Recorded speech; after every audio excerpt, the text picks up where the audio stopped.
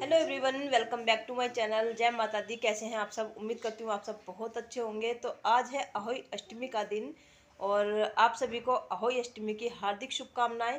तो बहुत सारे लोग मुझसे ये पूछ रहे हैं, कमेंट बॉक्स में मेरे आके पूछ रहे थे कई लोग कि अहोई अष्टमी का व्रत हमारे यहाँ नहीं होता है, ये कौन सा व्रत होता है। तो ये वाला जो व्रत होता है ये अपने बच्चों के लिए किया जाता है, अपनी संतान के लिए किया जाता है। और जो जैसे कि करवा चौथ का व्रत हम अपने हस्बैंड के लिए करते हैं, तो ये वाला व्रत हम अपने बच्चों के लिए करते हैं। और इस वाले व्रत में जो है, जब रात को तारे निकलते हैं तब हम अपना व्रत खोलते हैं, तारों को अर्घ देकर तब अपना व्रत खोलते हैं। और करवा चौथ में क्या होता है, करवा चौथ में हम जो है चंद्रमा को अर्घ देकर व्रत खोलते हैं अपना। तो बस यही है। तो अभी मैंने कथा वगैरह कुछ नहीं सुनी है, अभी मैं कथा सुनूंगी। बच्चे मेरे आ गए हैं स्कूल से और वर्षा कथा सुनाएगी मुझे। मैं वर्षा से ही सुनती हूँ, या तो फिर मतलब कन्या से कथा सुननी चाहिए या फिर किसी बुजुर्ग महिला से कथा सुननी चाहिए, तो उसका पुण्य ज़्यादा ही होता है। तो इसी वजह से मैं अपनी वर्षा से ही कथा सुन लेती हूँ। वर्षा सुनाएगी, इसी का इंतजार मैं कर रही थी वर्षा का जब से लेकर सुबह से, क्योंकि वर्षा गई हुई थी स्कूल में। तो अभी आ गई है, अभी मुझे कथा सुनाएगी और मैं अभी कथा सुन लेती हूँ। और उसके बाद हम अपना जो रात वाला मतलब शाम के लिए पूजा पाठ का जो खाना है उसको बनाना हम स्टार्ट करेंगे। तो चलिए फ्रेंड्स, बने रहना आप लोग हमारे ब्लॉग में। हमारी वीडियो आप लोगों को कैसी लगती है कमेंट बॉक्स में ज़रूर बताना। और जो भी फ्रेंड्स हमारे साथ न्यू जुड़ते हैं वो प्लीज़ चैनल को सब्सक्राइब जरूर कर लेना, वीडियो को लाइक ज़रूर कर देना। तो चलिए मिलते हैं थोड़ी देर में, कथा सुनेंगे तब मैं आपको दिखाऊंगी कि कौन सी कथा होती है अहोई अष्टमी की। तो दोस्तों यहाँ पर रख ली है मैंने लोटे भर के, एक लोटा भर लिया है और एक भर लिया है मैंने करवा। एक छोटे लोटे में जल ले लिया है। छोटे लोटे का जल जो है मैं पूजा करने के बाद मतलब कथा सुनने के बाद सूर्य भगवान को अभी चढ़ा के आऊँगी छत पे जाके। और जो एक हमारा करवा था, एक लोटा था, वो हमने ऐसे करके ऊपर नीचे करके रख लिया है। तो मैंने तो इन दोनों में जल ही डाल लिया है। आप चाहे तो इसमें एक में चावल या फिर गेहूँ डाल सकते हैं या फिर मिठाई वगैरह भर सकते हैं। तो और आपकी इच्छा है, आप जल भी भर सकते हैं दोनों में, तो मैंने इसलिए जल भर लिया है। और एक प्लेट में मैंने चावल निकाल कर रख लिया है। अगर आपके पास गेहूँ है तो आप गेहूँ भी रख सकते हैं। और बस अपना यहाँ पे जो है दिया वगैरह तैयार करके मैं रख रही हूँ। हमारे पास जो ये करवा और लोटा है, सबसे पहले हमने इसमें कलावा बांधा था और उसके बाद ही रखे थे। और थोड़े थोड़े इसमें चावल के दाने डाल दिए थे मैंने। तो यहाँ पर मैंने ले लिए थोड़ी सी हल्दी और सबको जितने इसमें भगवान हैं, मतलब जो कैलेंडर में जितने भी छपे हुए हैं भगवान, सबको मैं तिलक करूँगी हल्दी का। भगवान जी को हल्दी से तिलक करने के बाद मैंने करवे पे और लोटे पे 8 बिंदियाँ लगाई हल्दी की। और उसके बाद थोड़ी सी मैंने रोली ले ली है, रोली से मैं बना लूँगी स्वास्तिक। सारे लोटे के ऊपर करवे के ऊपर स्वास्तिक बना लूँगी। तो वैसे तो मैं इतनी ज़्यादा पूजा पाठ नहीं जानती हूँ करना अच्छे से, बस जैसे भी मुझसे हो पाता है मैं कर लेती हूँ। यहाँ पर पहना दी है मैंने माला, जो स्याऊ की माला बनी होती है, मतलब जो अहोई अष्टमी की जो मेन माला होती है, तो इनकी पूजा होती है। तो मैंने यहाँ पर करवों पर पहना दी है। और जब हम पूजा कर लेते हैं, पूजा करने के बाद शाम के समय में हम इसको गले में डाल लेते हैं और इसको अहोई अष्टमी से लेकर और दीपावली तक हम इसको पहन के रखते हैं। और इसमें जो है 2 दाने हर साल डलवाने पड़ते हैं, चांदी के दाने डलते हैं इसमें, गोल गोल होते हैं। मैं आपको पास से दिखा दूँगी बाद में। तो बस 2 दाने तो डलवाने ही डलवाने पड़ते हैं हर साल। और ये ऐसे ही बढ़ती चली जाती है, बड़ी माला बनती चली जाती है हमारी। मतलब जब तक हम ज़िंदगी भर ये व्रत करेंगे तब तक हमें 2 दाने हर साल डलवाने ही डलवाने पड़ते हैं इसमें। तो मैंने थोड़ा-सा कलावा लेके और अहोई माता को चढ़ा दिया है, गणेश जी को भी, मतलब उनको वस्त्र रूप में इनको पहना दिया है, एक कलावा लेके उनकी तस्वीर पे। यहाँ पे दिया वगैरह जला लेती हूँ और फिर कथा अपनी सुननी स्टार्ट करते हैं। तो यहाँ पर ये मैंने थोड़े से चावल के दाने हाथ में ले लिए हैं कथा सुनने के लिए। और कथा सुनने के बाद इन चावलों को या तो अपनी साड़ी या चुन्नी के पल्लू में बांध लो, या फिर अगर नहीं बांधना चाहते तो आप किसी कटोरी में रख सकते हैं, क्योंकि जब हम रात को तारों को अर्घ देंगे तो इन चावलों के साथ ही देंगे। ये चावल हमें जल के साथ ही चढ़ाने होते हैं। तो चलिए दोस्तों, हम अपनी कथा को स्टार्ट करते हैं सुनना, और आप लोग भी हमारे साथ सुनना और समझना कि किस लिए ये व्रत किया जाता है। प्राचीन काल में किसी नगर में एक साहूकार रहता था।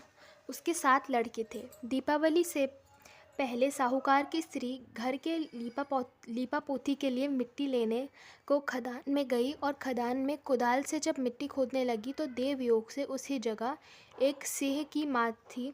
सहसा उस स्त्री के हाथ से कुदाली सिंह के बच्चे को लग गई, जिससे सिंह का बच्चा उसी क्षण मर गया। यह हत्या हुई देखकर उस स्त्री को बहुत दुख हुआ, परंतु अब क्या हो सकता है। वह स्त्री पश्चाताप करती हुई अपने घर आ गई। कुछ दिन बाद उस स्त्री का लड़का मर गया, फिर दूसरा और तीसरा, अर्थात 1 वर्ष के भीतर उसके 7 लड़के मर गए। इस पर वह स्त्री रात दिन अत्यंत दुखित रहने लगी। एक दिन उसने अपने पड़ोस की स्त्रियों से रो रो कर कहा कि मैंने जानबूझकर कोई पाप नहीं किया। हाँ, एक बार मैं मिट्टी खोदने की को खदान में गई थी। जब मिट्टी खोदने में सहसा मेरी कुदाली से एक सहे का बच्चा मर गया था। तभी से 1 वर्ष के भीतर मेरे सातों लड़के मर गए हैं। यह सुनकर उन स्त्रियों ने धैर्य देते हुए कहा कि तुमने जो यह बात हम सबको सुनाकर पश्चाताप किया है, इससे तेरा आधा पाप तो नष्ट हो गया। सो अब तुम उसी अष्टमी को भगवती की शरण लेकर सेह और सेह के बच्चे का चित्र बनाकर उनकी पूजा किया करो और क्षमा याचना करो। ईश्वर की कृपा से तुम्हारा समस्त पाप धुल जाएंगे और तुम्हें पहले की तरह से ही पुत्रों की प्राप्ति हो जाएगी। उन सब की बात मानकर उस स्त्री ने कार्तिक मास की कृष्ण पक्ष की अष्टमी को व्रत किया तथा हर साल व्रत व पूजन करती रही। फिर उसे ईश्वर की कृपा से 7 पुत्र प्राप्त हुए। तभी से इस व्रत की परंपरा चली आ रही है। प्राचीन काल में झांसी के समीप दतिया नामक नगर में चंद्रभान नामक साहूकार रहता था। उसकी चंद्रिका बहुत सुंदर, सर्वगुण संपन्न, सती साध्वी, शीलवंत, चरित्रवान तथा बुद्धिमान थी। उसके कई पुत्र व पुत्रियां थी, परंतु वे सब बाल अवस्था में ही मृत्यु को प्राप्त हो गए थे। इस प्रकार संतान के मर जाने का उन्हें बहुत दुख था। वे पति व पत्नी नित्य प्रति मन ही मन सोचा करते थे कि हमारे मर जाने के बाद इस अपार धन संपत्ति का अधिकारी कौन होगा। एक दिन उन दोनों ने निश्चय कर लिया कि इस समस्त धन संपत्ति को त्याग कर कहीं वन चलकर भजन करें। ऐसा विचार करके वे दोनों अपना घर द्वार ईश्वर भरोसे पर छोड़कर जंगल को चल दिए। जब चलते चलते थक जाते तो कुछ ठहर कर विश्राम करते और फिर चल पड़ते। इस प्रकार चलते चलते वे दोनों प्राणी भद्रिका आश्रम के समीप शीतल कुंड पर जा पहुँचे। वहाँ पहुँचकर उन दोनों ने खान पान आदि सब त्याग दिया और निराहार अपने प्राणों को त्याग देने का निश्चय लिया।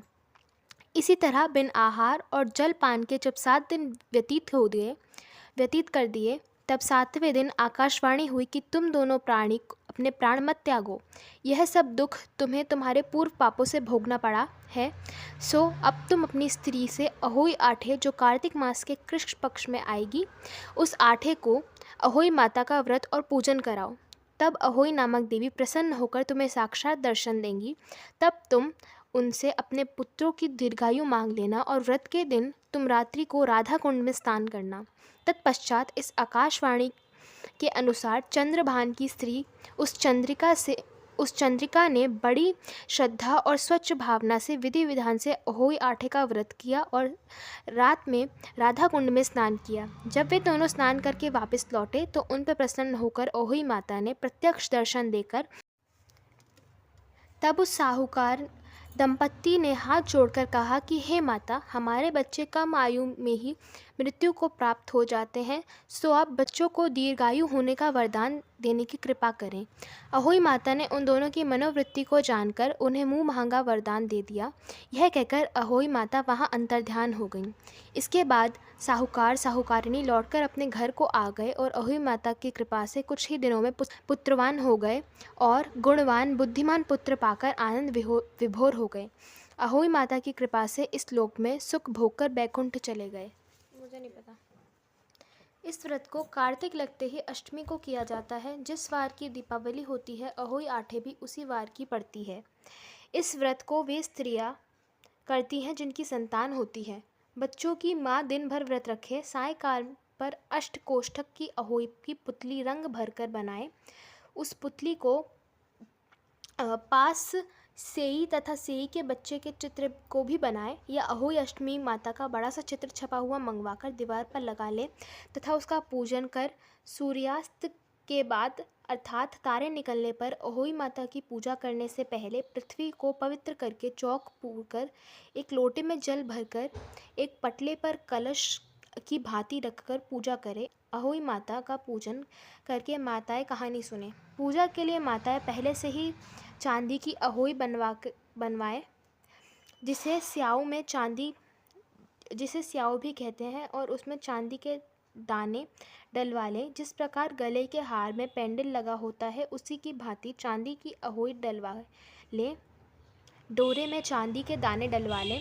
फिर अहोई की रोली, चावल, दूध व भात से पूजा करें।